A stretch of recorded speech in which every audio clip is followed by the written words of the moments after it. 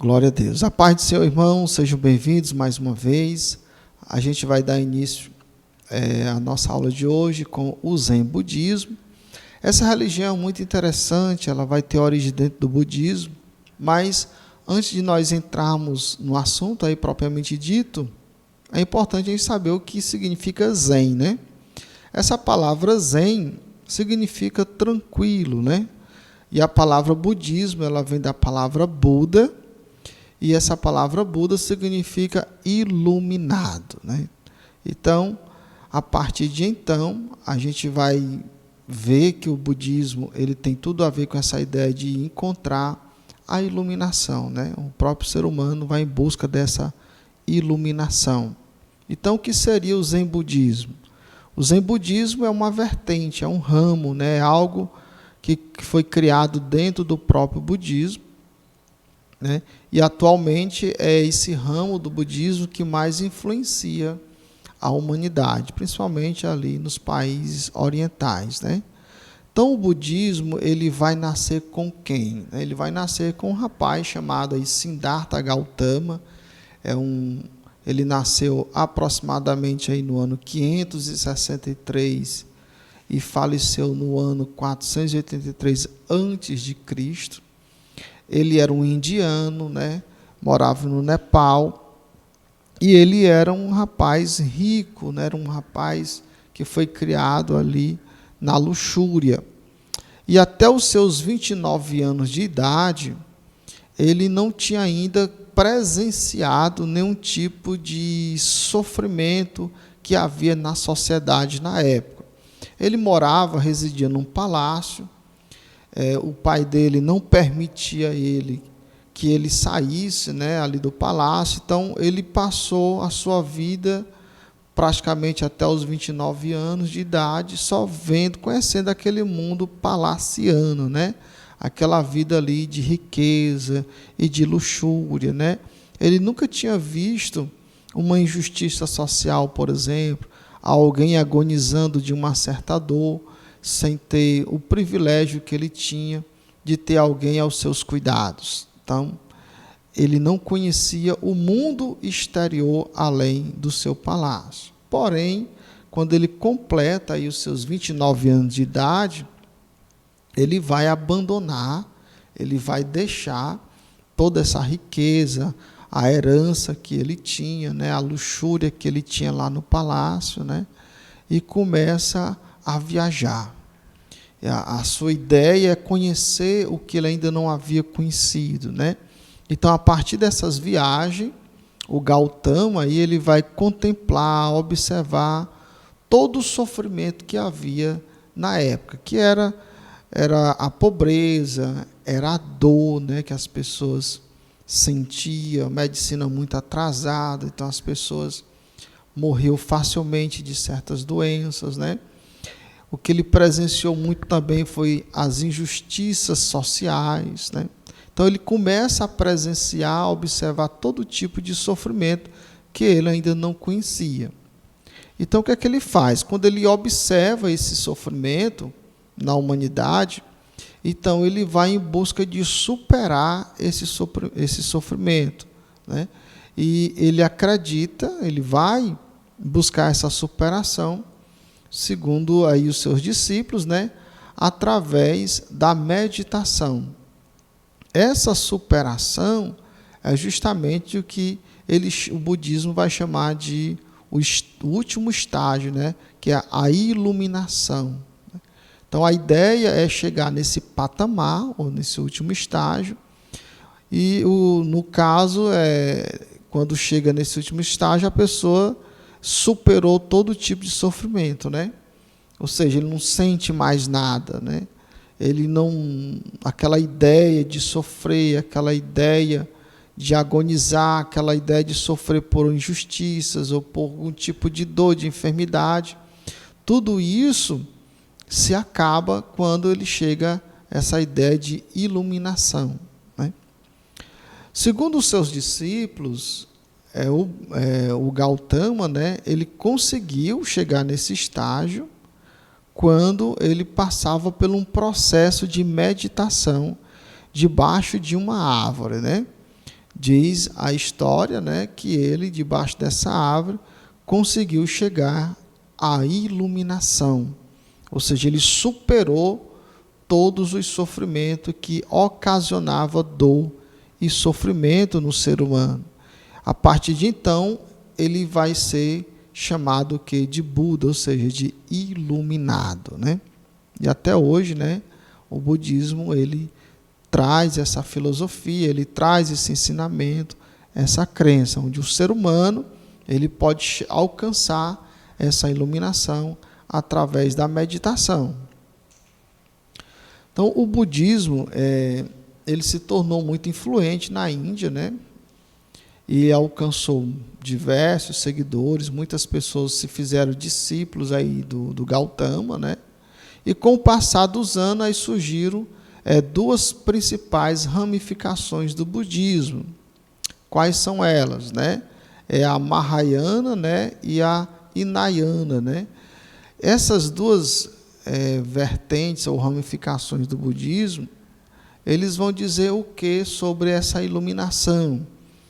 Bom, a primeira vai dizer que a iluminação está disponível para todos. Então, qualquer um pode chegar a ser um Buda, ou seja, a ser um iluminado. A segunda vertente, aí, a segunda ramificação do budismo, vai dizer que a iluminação ela é restrita apenas para alguns interessados, ou seja, nem todo mundo que está interessado a chegar nessa tal de iluminação, nessa famosa iluminação, significa que esse interessado vai chegar. Porque essa segunda ramificação vai afirmar que ela é restrita apenas para algumas pessoas que estão interessadas, né? Então, o budismo acabou que se dividindo aí nessas duas ramificações. Quais são as crenças budistas, né? Eles têm crenças? Com certeza. Então, as duas ramificações, elas aceitam aí a herança budista, né? Para se alcançar a iluminação. Existe uma forma, uma maneira que foi escrita aí de como os interessados na iluminação deveriam fazer para alcançar essa famosa iluminação, né? Então, eles vão chamar isso aí também de o Nirvana, né? Então, acho que você já ouviu falar nessa palavra, Nirvana. Ela é muito conhecida. E o que é o Nirvana? É o último estágio alcançado, né? Onde a dor já não existe, o desejo não existe, o sofrimento não existe. É justamente aquilo que os discípulos de Gautama vai dizer sobre ele, que ele, quando alcança essa iluminação, ele alcançou o Nirvana, ele alcançou o último estágio, ou seja, ele alcançou o nada, né? Porque não existe mais o sofrimento, não existe mais o desejo, não existe mais a injustiça, né? Ele alcançou o nada, né? Então, o Nirvana é praticamente isso. E o que é que eles vão dizer sobre a herança aí dos budistas para alcançar essa iluminação, o Nirvana? Eles vão ensinar que o interessado na iluminação, né, em ser um Buda, eles têm que seguir aí as 4 nobres verdades do budismo. Primeiro, ele vai dizer que a vida é composta por sofrimento. Isso é uma análise que vai ser feita. A vida é composta de sofrimento. Não importa se você é rico ou pobre, em algum momento você vai sofrer. Ou você sofre porque tem muito, ou você sofre porque tem menos, né? Outra coisa que o budismo vai ensinar é que nada é permanente. E o sofrimento existe justamente por isso. Se acabou, a pessoa sofre porque aquilo acabou, né? Outra verdade que eles vão ensinar, que a libertação está em eliminar todo o desejo pelo que é temporário. Então, o iniciante lá, que tem o interesse de chegar ao Nirvana, à iluminação, chegar a ser um Buda, ele precisa compreender isso. E a ideia é que a libertação desejos, desse sofrimento, é justamente essa ideia de eliminar tudo que é temporário, né? Outra que ele vai dizer, a quarta verdade, né? É que o desejo é a causa do sofrimento. Que esse desejo aí, ele pode ser destruído, sim, seguindo aí 8 vias. Olha só, o interessado na iluminação, além dele compreender que a vida é composta de sofrimento, que nada é permanente, é por isso que o ser humano sofre, ele tem que compreender que a libertação de todo esse sofrimento é a eliminação do desejo, porque ele deseja aquilo que é temporário, aquilo que se acaba e por isso ele sofre, né? Aí qual é a maneira, a forma de eliminar o desejo? Porque uma vez ele eliminando o desejo, logo ele não vai sofrer. Aí o budismo vai dar aí as 8 vias para que a pessoa interessada a ser um Buda venha alcançar essa iluminação.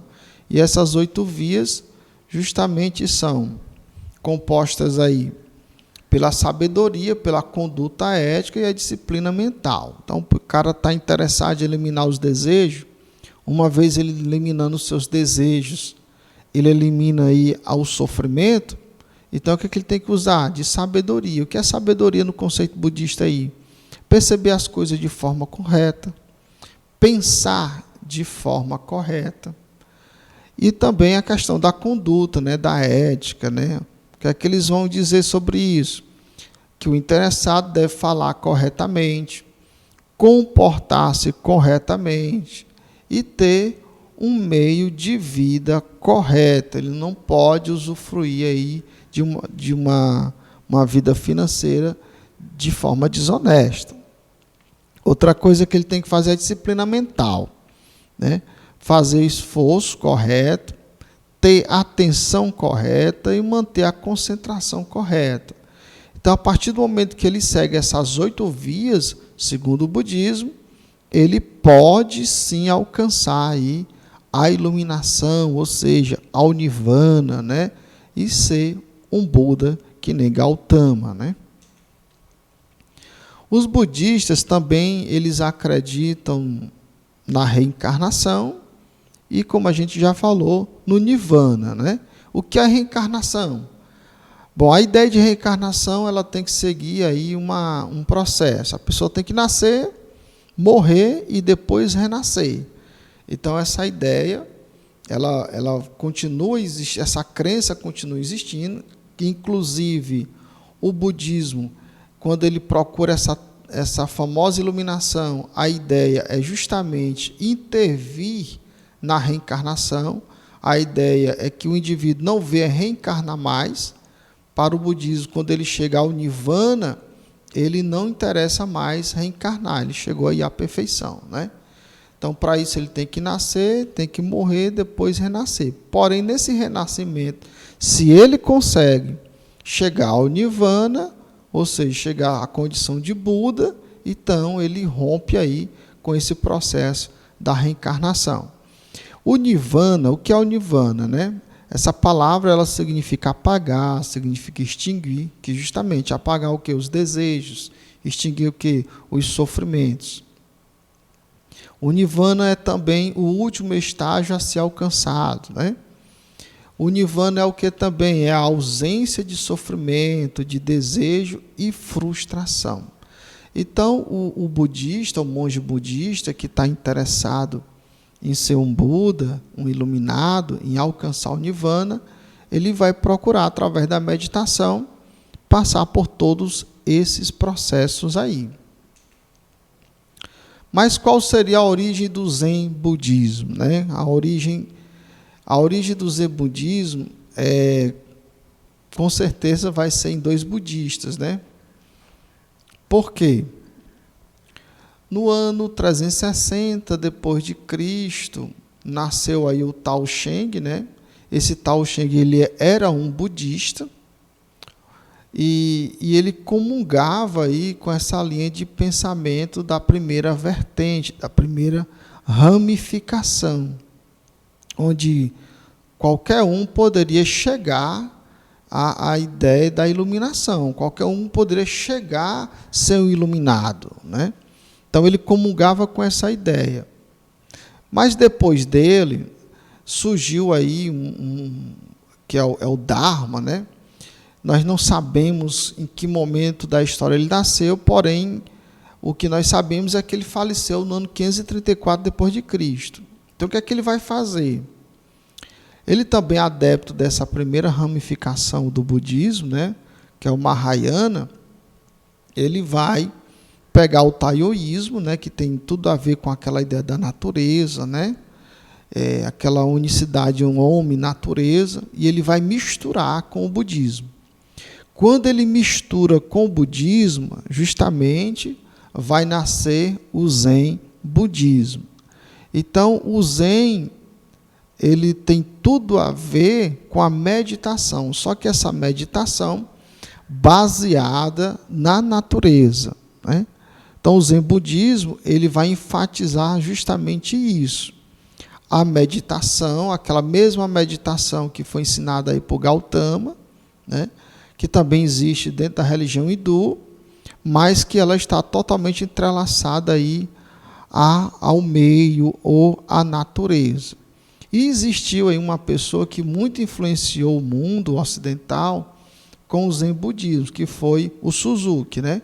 O Suzuki, ele não foi uma pessoa qualquer, mas foi uma pessoa influente, ele era professor universitário, ele foi professor em diversas universidades da América do Norte, né?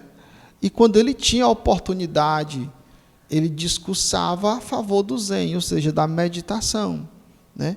E ele acabou que influenciando aí vários intelectuais da época, né? Por incrível que pareça. Então a gente nota que o Zen budismo não só foi influente, mas continua sendo, talvez no Brasil não tanto, mas em outras regiões, como Japão, na China, Coreia do Sul e assim por diante, ele teve e ainda tem uma grande influência. Mas qual seria a natureza aí do Zen budismo, né? Então a gente vai ver o que foi que Suzuki disse em relação ao Zen. Ele vai dizer que o Zen não é um sistema, ou seja, uma filosofia, um conjunto de crenças ou de regras, né? Também não é defensor do pensamento dualista, bem e mal, certo e errado, né? Ao contrário, o Suzuki vai dizer que o dualismo ele deve ser silenciado, ou seja, esquecido, ser colocado de lado, né?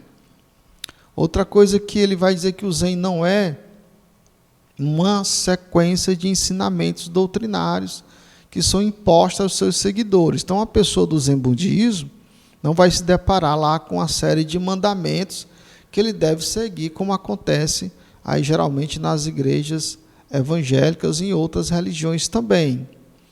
Outra coisa que Suzuki vai dizer que o Zen não é como as várias religiões do mundo, né, que possui um livro sagrado e automaticamente algum tipo de dogma para ser praticado. Então, no Zen budismo, não existe livro sagrado como a Bíblia sagrada dentro do cristianismo, como o livro de Mórmon dentro do mormonismo, como o Corão sagrado dentro do islamismo, né? Então, no Zen budismo, não existe textos sagrados, né?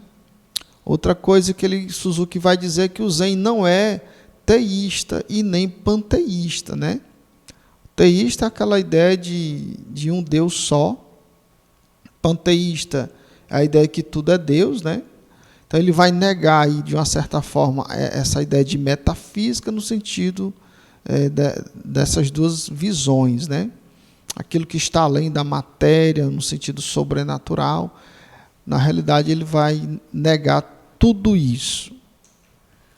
Então o Suzuki ele vai afirmar o que é o Zen, né?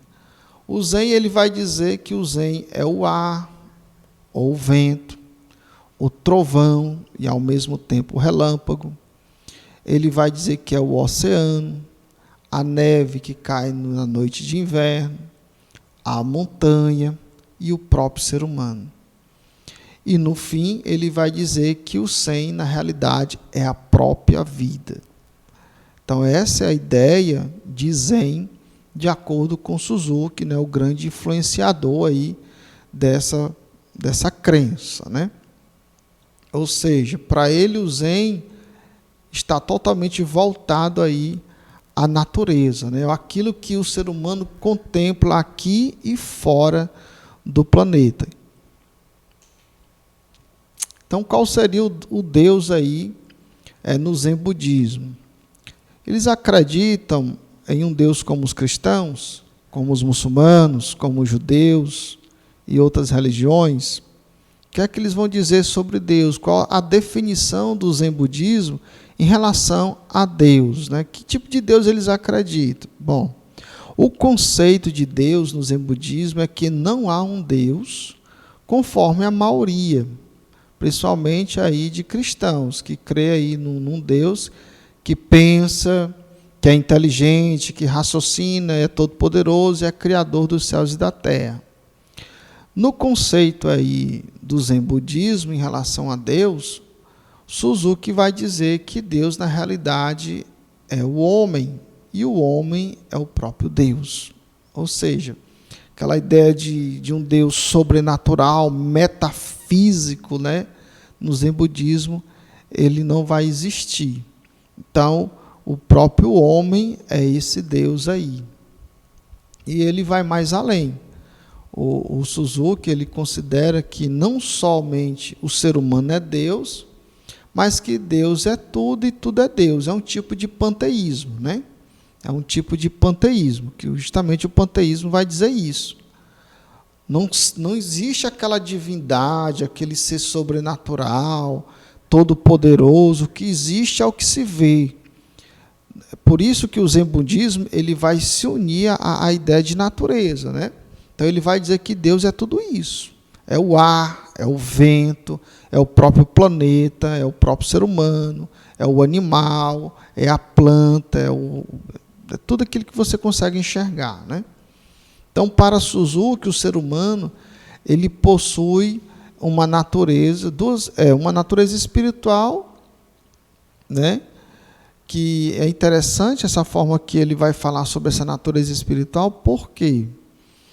Porque ele vai trazer aquela ideia de ilusão, né? Então, ele crê que o ser humano, mesmo sendo essa matéria que é visível ao olho humano, mas ele vai dizer que ele também tem uma natureza espiritual, e ele vai definir essa natureza espiritual como sendo a mente do ser humano. Então, Suzuki vai dizer o que sobre a mente do ser humano? Aquilo que existe desde o passado, sem começo algum. Então, para o Suzuki, o que existe de fato é a mente, e ela é eterna, porque ela não tem começo, ela não tem passado, e ela não tem fim. É a forma que ele vai definir esse conceito, essa natureza espiritual do ser humano. Então, a partir de então, Suzuki diz o quê? A mente é o Buda, ou seja, a mente é a famosa iluminação que o Gautama, segundo os seus discípulos, ele chegou. E o Buda é o próprio caminho, ou seja, a iluminação é esse caminho. E o caminho é Zen. Então, a partir daí, a gente entende que o Suzuki ele vai igualar a ideia de Zen, que é a meditação, a ideia de iluminação e a ideia de caminho. Nota-se aí um confronto, né, com o cristianismo de um modo geral. Será que o Zen é o caminho? Será que realmente existe essa iluminação? Será que é possível o ser humano chegar a essa ideia de nirvana? Seria a mente humana eterna? Então, é importante esses questionamentos.